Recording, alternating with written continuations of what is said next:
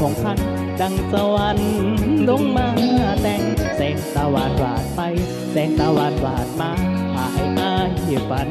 ละเมอเชิญน้องสาวเข้ามาเชิญน้องสาวเข้ามาจงอย่าได้ละอาย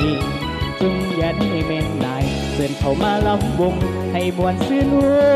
ลาเชิญน้องมาฟ้อนลำงามแสนงามหนักหนาดังนางฟ้ามาลำวง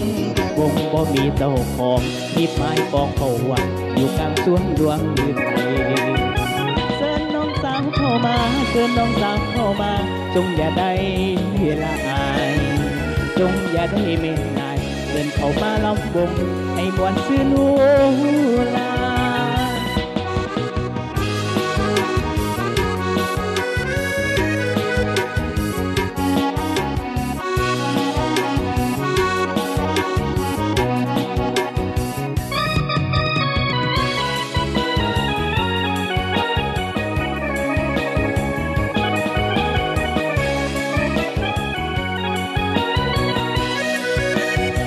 สวัสดีน้องสาวเมียขาวงามของพันดังสวรรค์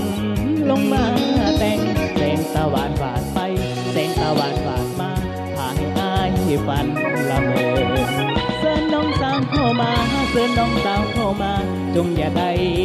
ละอายจงอย่าได้เม่นนายเชิญเข้ามาลำวงให้มวนซื่นหูลาเชิญน้องมาฟ้อนลำงามแสนงามหนักหนาดังนางฟ้ามาลำวงวงบ่มีเจ้าของที่ไม้ปองเขาห่วงอยู่กลางสวนดวงฤทัยเชิญน้องสาวเข้ามาเชิญน้องสาวเข้ามาจงอย่าได้ละอายจงอย่าได้เม่นนายเชิญเข้ามาลำวงให้มวนซื่นหูลา